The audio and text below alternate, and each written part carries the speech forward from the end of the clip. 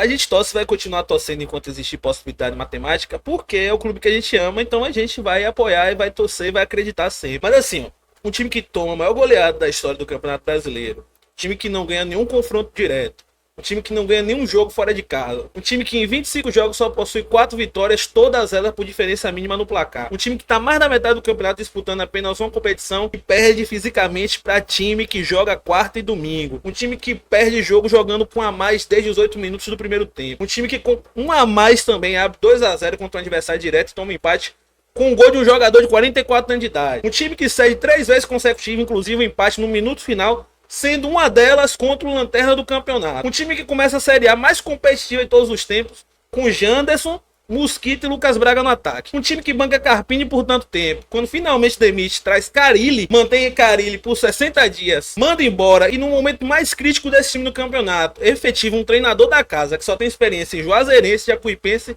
e Atlético de Alagoinhas. 3 jogos depois, muda de ideia e contrata para o seu lugar um treinador que tem quase o dobro de derrotas do que de vitória nos últimos 5 anos de Série A. Vamos ser sinceros, entre várias outras coisas que eu posso ficar citando aqui, vamos ser sinceros, esse time merece estar na Série A? A gente vai torcer porque nosso time que a gente ama, por merecimento, não merece ficar, cara. A verdade é essa. Hoje, o Vitória não tem nada, além da tradição e do peso da camisa, que credencia ele como um clube de Série A. E assim, eu até falo quanto o Vitória é azarado, mas realmente a sorte tende a acompanhar os competentes. O time que o presidente Fábio Mota decidiu apostar para representar o Vitória na maior competição do Brasil e uma das maiores competições do mundo, sendo que nesse ano, muito provavelmente, é a Série A mais cara em termos de contratação. Você apostar no elenco que Fábio Mota apostou pro Vitória para representar o clube é uma sacanagem com o torcedor, irmão. É subestimar demais a competição. Cara, não era óbvio que esse time do Vitória era pior do que o do ano passado? Não era óbvio que todos os times do ano passado tinham melhorado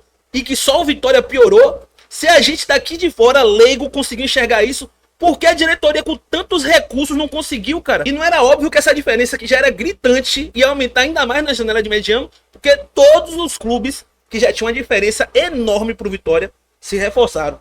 Reforço de verdade, menos o Vitória. O Vitória não trouxe um jogador que fosse minimamente melhor do que as desgraças que já estavam aí. O próprio Heitor, que ainda joga, não é uma sumidade, mas ainda assumiu a titularidade, é por falta de opção. Ramon, por falta de opção. Ninguém veio na metade do ano e de fato desbancou alguém. Todos os que jogam, jogam por falta de jogador, por carência de jogador naquela posição. Não tinha como isso dar certo, irmão. Pela lógica, isso não tinha como dar certo, gente. E Fábio Mota tinha a obrigação de saber disso. Muito provavelmente ele sabia disso, mas apostou no misticismo, né? Apostou na lei da atração, que com frase de efeito ele ia conseguir o Vitória se salvar mais uma vez. Tá aí o resultado. E não caiam nessa narrativa que todos os jogadores que o Vitória trouxe, a torcida comemorou, porque isso é mentira. Isso é uma mentira que estão tentando convencer o torcedor. Tirando o Wellington Rato, que realmente veio com uma grande expectativa de maioria da torcida, nenhum desses jogadores aí vieram com grande grife, não. Inclusive, os poucos que estão salvando também vieram reprovados, como o Card Kaiser. Todos os outros vieram com alguma desconfiança. Alguns um pouco mais, outros um pouco menos. Mas era óbvio para qualquer pessoa que estivesse com o mínimo de lucidez que esse elenco não tinha condições de disputar uma Série A do Campeonato Brasileiro. O presidente brincou, subestimou a Série A. E tá o resultado agora, o Vitória sendo submetido à sua participação mais humilhante na história da Série A.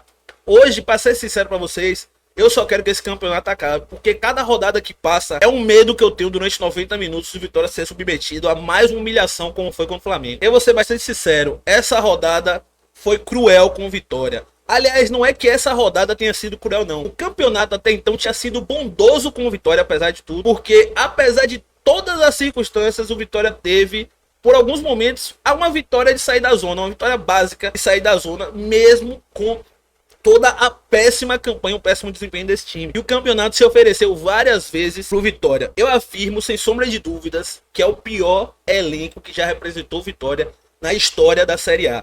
E ainda assim, o Vitória teve, muitas vezes, por detalhes, de estar numa situação minimamente mais confortável e não aproveitou. Bicho, bastava ter aproveitado os jogos que teve superioridade numérica e os jogos que conseguiu abrir, assim, por um milagre, conseguiu abrir gols de diferença, e nem isso, cara. Bastava ter vencido confrontos diretos, ainda que fosse dentro de casa. Bastava isso.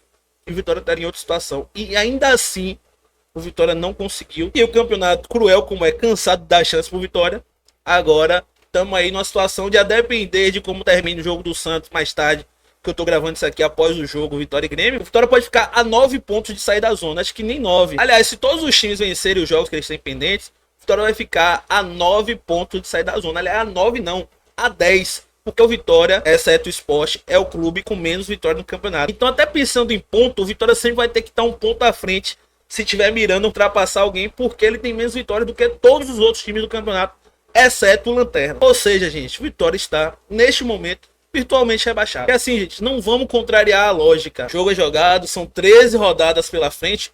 Tudo pode acontecer, mas a lógica diz que o Vitória está rebaixado. Vou estar lá na quinta-feira, já fiz meu check-in, mas assim, isso aí é uma tragédia anunciada. E talvez até se torne menos doloroso para mim, porque é uma parada que eu já vinha notando. Infelizmente, muito torcedor se iludiu. Caiu no quachá de Fábio Mota. Caiu no quachá do marketing que tentou vender uma ilusão pro torcedor. Caiu até nessa narrativa que eu também abracei durante muito tempo.